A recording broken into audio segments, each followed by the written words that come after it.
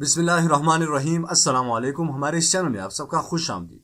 दोस्तों, शादाब खान के लिए यहाँ पर एक बहुत बड़ी बैड न्यूज सामने आ रही है। दोस्तों, इस्लामाबाद यूनाइटेड को पेशावर ज़ल्मी ने जिस तरह से नॉकआउट मैच में शिकस्त देकर पेशावर ज़ल्मी फाइनल में पहुंची है, वो तो सबको याद रहेगा।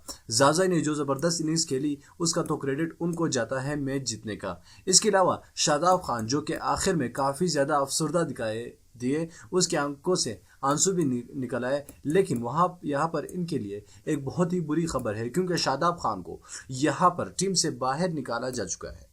दोस्तों, टीम से बाहर निकाले की वजह क्या है और शादाब खान को क्यों और किस बुनियाद पर टीम से बाहर निकाला गया है दोस्तों, और मैच के दौरान शादाब खान क्यों रो पड़े, आगे चलकर हम आपको इस वीडियो में डिटेल से बताएंगे।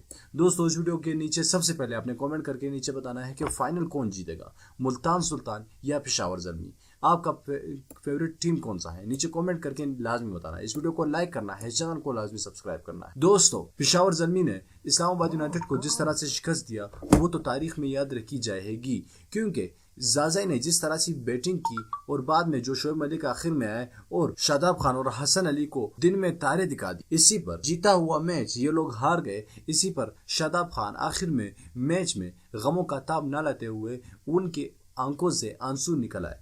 इसके अलावा आंसू निकलने के बाद टीम की जानिब से भी और मैनेजमेंट की जानिब से भी उस पर बहुत बड़ा बम गिरा दिया गया। शादाब खान को इस्लामाबाद यूनाइटेड की टीम की कप्तानी से हटा दिया गया है, क्योंकि वो एक इनकेपेबल प्लेयर है और उनको टीम की कप्तानी सौंपना एक बेवकूफ़ी होगी। ऐसा मैं नहीं कर रहा, बल्कि उनकी टीम की जो मैनेजमेंट है, उन्होंने ये फैसला किया है।